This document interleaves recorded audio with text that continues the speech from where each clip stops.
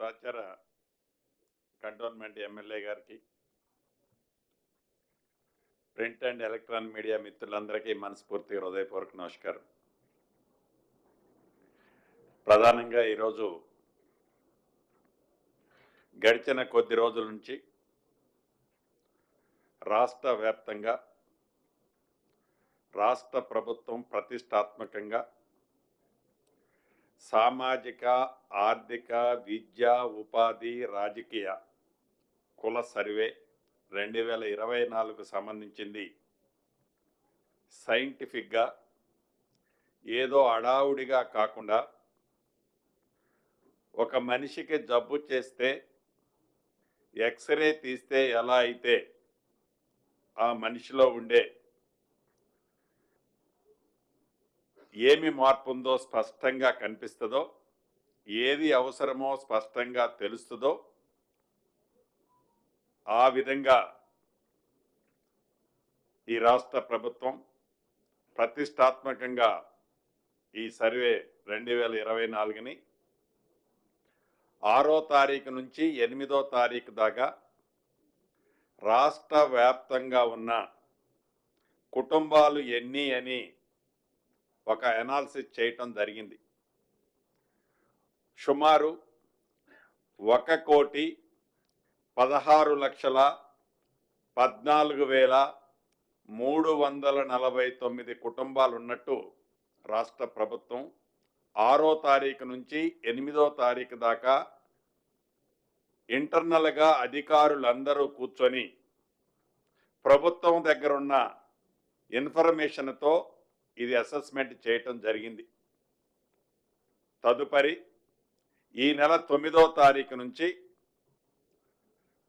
మొట్టమొదటిగా రాష్ట్ర గవర్నర్ గారి ఇంటి దగ్గర మొదలెట్టి ఈ గడిచిన నిన్నటి వరకు సుమారు 58.3% అంటే 67,72,246 కుటుంబాలని నిన్నటి వరకు సర్వే చేశారు. ఈ సర్వే అంతా చాలా సైంటిఫిక్గా భవిష్యత్తులో ఏ ఇంట్లో ఏమి అవసరం ఉంది, ఏ గ్రామ పంచాయతీకి, ఏ వార్డుకి ఏమి రాష్ట్ర ప్రభుత్వం నుంచి అవసరం ఉంది, ఏ డివిజన్కి, ఏ నియోజకవర్గానికి, ప్రతి ప్రాంతానికి, రాష్ట్రంలో ఉండే మారుమూలనున్న ప్రతి ప్రాంతానికి కూడా, ప్రతి కుటుంబానికి కూడా ఏమి అవసరం ఉన్నది అనే కావలసిన విధంగా భవిష్యత్తులో ఈ రాష్ట్రాన్ని ప్రగతి పదంలో తీసుకుపోవటానికి అవసరమైన అన్ని అంశాలని క్రోడీకరించి 75 అంశాలకు కూడిన ఫార్మెట్లో ప్రతి బ్లాకుకి ఒక అబ్జర్వర్ని, ప్రతి 10 మందికి ఒక సూపర్వైజర్ని ఏర్పాటు చేసి ప్రతి జిల్లాలో జిల్లా కలెక్టర్ గారితో పాటు జిల్లాలో ఉండే అడిషనల్ కలెక్టర్ గారు, ఆర్డీఓ గారు, మండల స్థాయిలో ఉండే ఎంపీడీఓలు, ఎంఆర్ఓలు యంత్రాంగాన్ని మొత్తం స్ట్రీమ్ లైన్ చేసి సైంటిఫిక్గా రాబోయే కొద్ది రోజుల్లో ఈ సర్వేని పూర్తి చేయబోతుంది. ఇప్పటి వరకు జరిగిన సర్వేలో హైయెస్ట్గా ములుగు జిల్లాలో 87.1%, తర్వాత నల్గొండ జిల్లా 81.4%, జనగాం జిల్లా 77.6%, ఇలా హైదరాబాద్ వచ్చేసరికి 38.3%గా నమోదు కాబడింది. ఈ సైంటిఫిక్గా చేసే సర్వే, ఈ సర్వేతో తప్పకుండా ప్రతి కుటుంబానికి, ప్రతి వ్యక్తికి ఇందాక చెప్పినట్లు అన్నీ కూడా ఈ సర్వేలో చాలా స్పష్టంగా మనకి అర్థమవుతాయి. వీటితో పాటు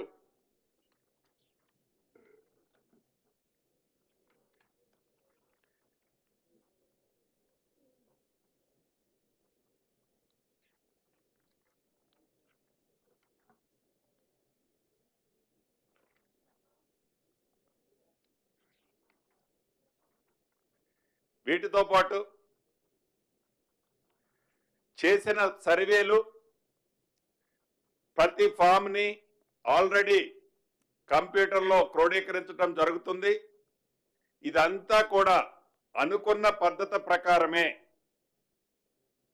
ఈ నెల చివరలోపు అంటే 30th లోపే ఈ ఎంటైర్ కార్యక్రమం పూర్తి కాబోతుంది. దీని తర్వాత ఏదైతే ఈ రాష్ట్ర ప్రభుత్వం ఆలోచన ఉందో, ఏదైతే ఈ రాష్ట్ర ప్రభుత్వం పేదవాళ్ల కోసం, అన్ని సామాజిక వర్గాల కోసం ఏదైతే బ్యాలెన్స్ చేయాలని ఆలోచన ఉందో, ఈ సర్వే తర్వాత తప్పకుండా మా నాయకులు, ఈనాడు లోకసభ ప్రతిపక్ష నాయకులు రాహుల్ గాంధీ గారు చెప్పినట్లు ఈ సమాజాన్ని స్కాన్ చేస్తే తప్ప భవిష్యత్తులో తెలంగాణ రాష్ట్రంలో ఏదైతే ఈ 2024 సర్వే దేశానికి ఒక మోడల్గా, రోల్ మోడల్గా ఈ సర్వే జరుగుతుంది. అనేక మేధావులు, విద్యావేత్తలు, అనేక కుల సంఘాలు కూడా మొన్న రాహుల్ గాంధీ గారు వచ్చినప్పుడు మాట్లాడింది మీరు చూశారు. అనేక సూచనలు ఇస్తున్నారు. ఇప్పుడు ఆ సూచనలన్నిటినీ పరిగణనలోకి తీసుకొని వారు పూర్తిగా హర్షిస్తున్నారు. ఏదైతే ఈనాడు ఈ సర్వే జరుగుతుందో ఈ సర్వేని సైంటిఫిక్ గా జరుగుతుంది అని హర్షిస్తున్నారు. మనస్ఫూర్తిగా రాష్ట్ర ప్రభుత్వ పక్షాన వారందరికీ కృతజ్ఞతలు కూడా తెలియజేస్తున్నాను. వీటితో పాటు ఎలానైతే హర్షిస్తున్నారో మేధావులు, అనేక కుల సంఘాలు, విద్యావేత్తలు వారి వారి సూచనలు ఇస్తూ సక్రమైన మార్గంలో, రైట్ వేలో ఈ సర్వే జరుగుతుంది అనే దానికి కౌంటర్గా ప్రతిపక్షం వారు కూడా ఈ సర్వే అంతా ఒక బోగస్, ఈ సర్వే మీ ఆస్తుల్ని దోచుకోవడానికనో ఇతరత్రో అని రాజకీయ లబ్ధి కోసం వారి ఉనికికి ప్రమాదం అయింది అనే ఆలోచనతో వారి ఉనికే ప్రశ్నార్థకంగా మారుతున్న ఈ తరుణంలో దాని మీద ఒక రాజకీయ రంగు, ప్రతిపక్షంలో ఉన్నాము కాబట్టి ఏదైనా విమర్శించవచ్చు, ఏది విమర్శించినా చెల్లుబాటు అవుతుంది అనే విధంగా దాన్ని కూడా తప్పు పడుతూ ఏదైతే ఈ సర్వే జరిగే ప్రాంతాల్లో దురుద్దేశపూరితంగా వాంటెడ్లీ ఈ సర్వే మీద అనేక ఆరోపణలు చేస్తూ ఈ సర్వే అయితే భవిష్యత్తులో మీకు రావాల్సిన స్కీమ్స్, మీకొచ్చే రాష్ట్ర ప్రభుత్వం నుంచి కానీ కేంద్ర ప్రభుత్వం నుంచి కానీ వచ్చే బెనిఫిట్స్ అన్నీ మీరు మిస్ అవుతారు అని ఒక గ్లోబల్ ప్రచారాన్ని, అసత్య ప్రచారాన్ని ప్రజల్లోకి తీసుకుపోతున్నారు. ప్రజలంతా దీన్ని గమనించాలి. ప్రజలంతా దీన్ని గమనించి రాష్ట్ర ప్రభుత్వానికి కానీ మన నాయకులు రాహుల్ గాంధీ గారు చెప్పినట్లు ఈ సర్వే వల్ల ఏ ఒక్కళ్ళకి ఏ రకమైన స్కీమ్కి ఇబ్బంది కలగదు. మీకొచ్చే స్కీములు, మీకేవైతే ఎలిజిబుల్ ఉన్న స్కీములు తప్పకుండా ఈ సర్వే వలన మీరు ఫోర్గో అయ్యేది ఉండదు అని చెప్పటానికే ఈరోజు ఈ ప్రెస్ మీట్లోకి నేను రావటం జరిగింది. కాబట్టి ప్రతి ప్రాంతంలో ఉండే పౌరులు మీ ఇంటి దగ్గర కానీ మీరు ఎక్కడుంటే అక్కడ, మీరు ఏ ప్రాంతంలో ఉంటే ఆ ప్రాంతంలో మీ పేరుని, మీ కుటుంబాన్ని ఈ సర్వేలో మీరు కూడా పాల్గొని నమోదా చేర్చుకోవాల్సిందిగా మనస్ఫూర్తిగా రాష్ట్ర ప్రభుత్వ పక్షాన మీ అందరినీ కోరుతున్నాను. గ్లోబల్ ప్రచారాలు నమ్మద్దు.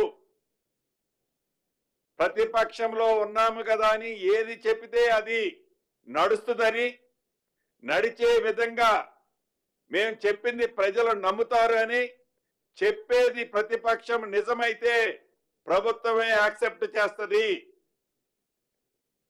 అబద్ధాలను నిజం చేయటానికి చెప్పిందే 100 సార్లు చెప్పి ప్రజలను మెబ్బపెట్టాలని రాష్ట్ర ప్రభుత్వం రేపు దేశానికి ఆదర్శంగా ఒక రోల్ మోడల్గా ఈ సర్వే కార్యక్రమాన్ని చేపడితే దీన్ని అప్రిషియేట్ చేయాల్సింది పోయి విమర్శిస్తూ రాజకీయ లబ్ధి పొందటం కరెక్ట్ కాదని ఈ వేదిక ద్వారా ప్రతిపక్షాలకు కూడా తెలియజేస్తున్నాను.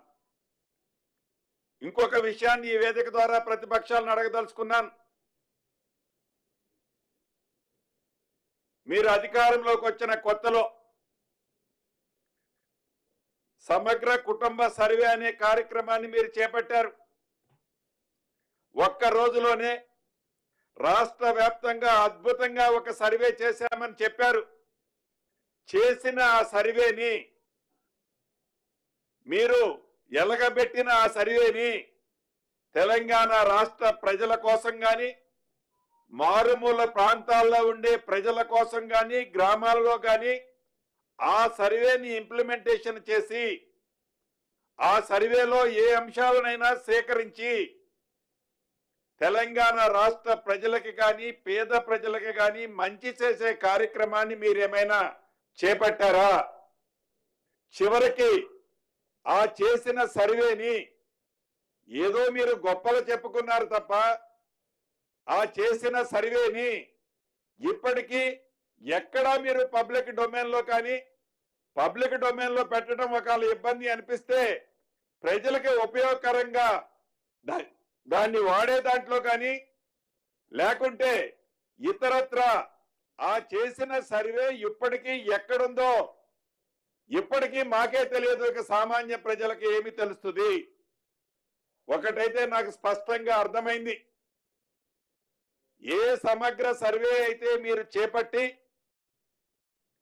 ఇది ప్రజల మంచి కోసం చేస్తున్నామని ఆనాడు చేపట్టిన సమగ్ర సర్వే ద్వారా ప్రజలకు సంబంధించిన ఆస్తులని ఐడెంటిఫై చేసుకొని మీరు అధికారంలో ఉన్నప్పుడు మీ ఆస్తులు పెంచుకోవటానికి, ప్రజలకు సంబంధించిన ఆస్తులను మీరు ట్రాన్స్ఫర్ చేసుకోవటానికి, ప్రజల ఆస్తులని కొల్లగొట్టడానికి ఆనాడు మీరు చేసిన సమగ్ర సర్వే ఉపయోగపడింది తప్ప సామాన్య ప్రజలకు ఉపయోగకరమైంది దాంట్లో ఏమీ జరగలేదు అనేది నేను విమర్శించటం, నేను అనటం కాదు, అది యావత్ తెలంగాణ ప్రజలకి తెలుసు. అందుకనే ఉద్దేశపూర్వకంగానే ఆ సమగ్ర సర్వేని మీరు అధికారంలో ఉన్నంత వరకు దాన్ని ఎప్పుడూ బయట పెట్టలే. ఇది నిజమా అవునా కాదా? ఇప్పటికైనా మీరేవైతే తప్పులు చేశారో, ఏ తప్పులు చేస్తే మిమ్మల్ని ఇంటికి ప్రజలు పంపించారో ఆ తప్పులన్నిటినీ సరిదిద్దుతూ భవిష్యత్తులో ప్రజలకి ఉపయోగకరమయ్యే ఈ 2024 సర్వే ఏదైతే ఈ రాష్ట్ర ప్రభుత్వం చేస్తుందో దానిని మీరు సమర్థించకపోతే సమర్థించకపోయారు. ప్రతిపక్షంలో మంచి సూచనలు ఇంకేమన్నా ఉంటే ఇవ్వండి. ప్రజలని, సామాన్య ప్రజలని తప్పుదారి పట్టొద్దని మరొక్కసారి కూడా మళ్ళీ రీరిప్లై చేస్తున్నా. అంతేకాదు, ఈ 2024 సర్వేకి సంబంధించిన దాంట్లో ప్రతిపక్షంలో ఉన్న వారందరూ మీరందరూ కూడా తెలంగాణ రాష్ట్ర పౌరులే. గౌరవ మాజీ ముఖ్యమంత్రి గారు కేసీఆర్ గారు కానివ్వండి, బావామరుదులు కేటీఆర్ గారు, హరీష్ రావు గారు కానివ్వండి, వారందరూ తెలంగాణ రాష్ట్ర ప్రజలని అనుకుంటున్నాం మేమందరం. వారు కూడా ఈ సర్వేలో వారి కుటుంబానికి సంబంధించిన ఈ సర్వేలో తప్పకుండా నమోదా చేయించుకోవాలని తెలియజేస్తున్నా. సంతోషం. వారి కుటుంబ సభ్యురాలైన కవిత గారు ఈ సర్వేలో వారి కుటుంబాన్ని నమోదా చేసుకున్నందుకు వారికి రాష్ట్ర ప్రభుత్వ పక్షాన మంచి పని చేసినందుకు అభినందిస్తున్నాను. ఎందుకంటే రాష్ట్ర ప్రభుత్వం దూరదృష్టితో ఇంత మంచి కార్యక్రమాన్ని చేస్తుంటే భవిష్యత్తులో దేశానికి ఒక ఆదర్శంగా ఉండే కార్యక్రమాన్ని చేస్తుంటే తప్పకుండా దాన్ని అభినందిస్తారని మనస్ఫూర్తిగా కోరుకుంటూ మిత్రులందరితో దగ్గర సెలవు తీసుకుంటున్నాను.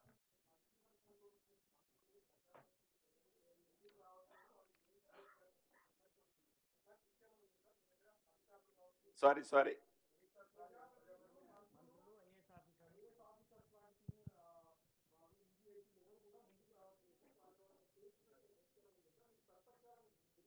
డెఫినెట్ గా అందరూ, ఎందుకే గౌరవ ముఖ్యమంత్రి గారు చేర్చుకున్నాడు, నేను చేర్చుకున్నాను, చేర్చుకోబోవటం ఏంటండి? డెఫినెట్ గా అంటే లిస్ట్ అంటే మీ ప్రాంతాల్లో ఇప్పుడు నా నెగిటివ్ టెస్ట్ వచ్చి ఖమ్మంలో నాది రిజిస్టర్ అవుతుంది. ఎక్కడుండే ఎమ్మెల్యేది మీది కూడా చేర్చుకున్నారు కదా. మా ఎమ్మెల్యే గారు కూడా ఫస్ట్ రోజే చేర్చుకున్నారు. డెఫినెట్ గా అందరం చేర్చుకుంటాం.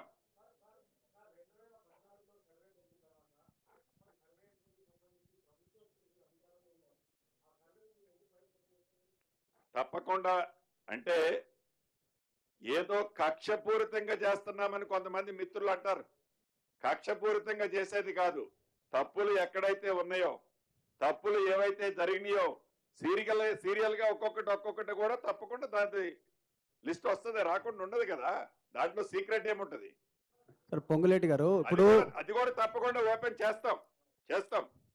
సార్ పొంగులేటి గారు, ఒకటి కర్ణాటకలో కూడా కర్ణాటక రాష్ట్రంలో కూడా కాంగ్రెస్ అధికారంలో ఉంది. ఇక్కడ తెలంగాణలో గణన చేస్తూ ఉంటారు కులగణనకు సంబంధించినటువంటి. ఆ రిపోర్టు పబ్లిక్ డొమైన్లో పెడతామని అంటుర్రు, కానీ కర్ణాటకలో మాత్రం ఇంతవరకు ఇంకా పబ్లిక్ డొమైన్లో పెట్టలేదు.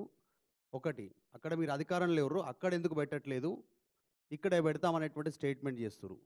రేపు ఫ్యూచర్లో మళ్ళీ కోర్టుకు సంబంధించినటువంటి అంశాన్ని తెరపైన తీసుకొచ్చి బయట పెట్టకుండా తప్పించుకునే ప్రయత్నం చేయబోతా ఉంది అనేటువంటిది బయట కుల సంఘాలు ఆరోపిస్తూ ఉన్నాయి. దీనిపైన సీరియస్గా దృష్టి పెడితే తప్ప దీనివల్ల లాభం లేదు అనేటువంటి చర్చ.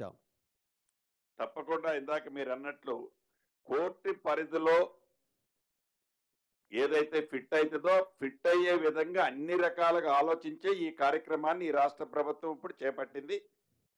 తప్పకుండా ఇక్కడ ఏదైతే మాట ఇచ్చామో, అఫీషియల్ గా అనౌన్స్ చేశామో ఇక్కడ చేపడతాం. కర్ణాటక రాష్ట్రంలో ఎందుకు పెట్టిందో ఎందుకు పెట్టలేదో నాకు పూర్తి వివరాలు అయితే తెలియదు. నేను ఇంకా దాన్ని అప్డేట్ నా మైండ్ లో లేదు. ఓకేనా? Thank you very much. మంత్రి గారు, ఈ రోజు మీ ఫ్రెండ్ ఢిల్లీకి వెళ్ళాడు ఎస్టీ కమిషన్ కి ఫిర్యాదు చేయడానికి. మీ మాజీ మిత్రుడు కేటీఆర్ ఎస్టీలను తీసుకుని ఎస్టీ కమిషన్కి వెళ్ళారు. దాన్ని ఎలా మీరు ట్రీట్ చేస్తారు? వారు ప్రతిపక్షంలో ఉన్నారు కాబట్టి మీరందరూ ప్రత్యక్షంగా చూశారు. ఏదైతే అధికారులు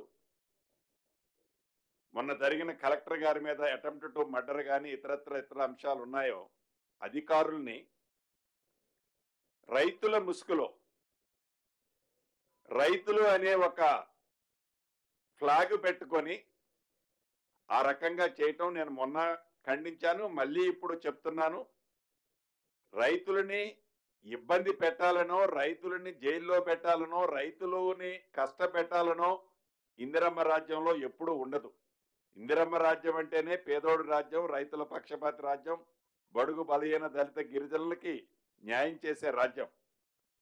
అటువంటిది ఏదన్నా జైల్లో పెట్టే కార్యక్రమం ఉంటే నా సొంత జిల్లా ఖమ్మంలోనే ఆనాడు ఏదైతే ఈనాడు ప్రేమ వలకపోస్తున్నారో మిర్చి రైతులు వారి న్యాయంగా వారి మిర్చిని ప్రాపర్గా రేట్ ఇవ్వమని అడిగినందుకు జైల్లో పెట్టిన ప్రబుద్ధులు, చంటి పిల్లలను కూడా సంకరేసుకొని తీసుకుపోయిన ప్రబుద్ధులు ఇవాళ వారు ఏదైతే అంటున్నారో ఇంకా కొద్ది రోజులు 1-2 రోజులు ఇంకా పూర్తి డీటెయిల్స్ పూర్తి డీటెయిల్స్ ఆ ఎపిసోడ్ కి సంబంధించింది ఇన్ డెప్త్ గా మీడియా మిత్రులకు కూడా తప్పకుండా ఈ ప్రభుత్వం చూపిస్తుంది. సార్ సార్ సార్ అన్న సబ్జెక్ట్ డైవర్ట్ అవుతుంది, ఈ లేదు. సబ్జెక్ట్ ఇట్లా నడవనండి. సార్ సార్ ఒక్క క్వశ్చన్ సార్. సార్ ఇది మొదట్లో మీరు ఇది బీసీలను ఉద్దేశించిన సర్వే, కామారెడ్డిలో మేము 42% డిక్లరేషన్ చేసినాము, దాన్ని ఎట్లా ఇంప్లిమెంట్ చేయాలి అన్నట్టు దాని సీక్వెల్లను ఇది చేస్తున్నామని చెప్పిండు కదా, మళ్ళీ ఇప్పుడు నీరు గార్చుతున్నట్టు కనబడుతున్నారు సార్.